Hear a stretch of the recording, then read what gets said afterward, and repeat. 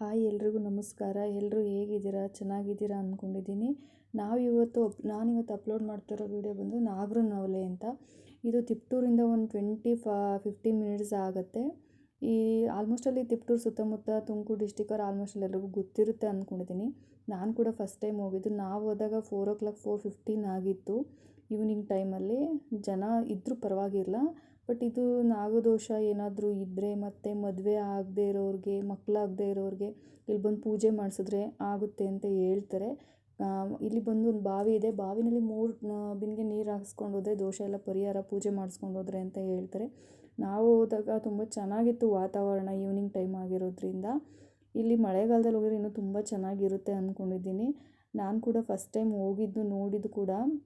ಇಲ್ಲಿ ಪಕ್ಕದಲ್ಲೇ ಪಾರ್ಕ್ ಕೂಡ ಇದೆ, ಮಕ್ಕಳಿಗೆ ಕೂಡ ಆಟ ಆಡೋಕ್ಕೆ ಚೆನ್ನಾಗಿದೆ. ಫ್ಯಾಮಿಲಿ ಹೋದ್ರಂತೂ ತುಂಬ ಚೆನ್ನಾಗಿ ಎಂಜಾಯ್ ಮಾಡಿಕೊಂಡು ದೇವಸ್ಥಾನಕ್ಕೆ ನೋಡ್ಕೊಂಡು ಬರ್ಬೋದು. ದೇವಸ್ಥಾನವೂ ತುಂಬ ಚೆನ್ನಾಗಿದೆ.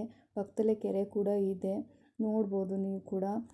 ಇಲ್ಲಿ ಒಳಗಡೆ, ದೇವಸ್ಥಾನದ ಒಳಗಡೆ ವೀಡಿಯೋ ಮಾಡೋಂಗಿಲ್ಲ ಅಂತ, ಫೋಟೋ ವೀಡಿಯೋಸ್ ಏನು ಮಾಡೋಂಗಿಲ್ಲ ಅಂತ ಆಲ್ರೆಡಿ ಬೋರ್ಡ್ ಒಳಗಡೆ ಹಾಕಿದ್ರು.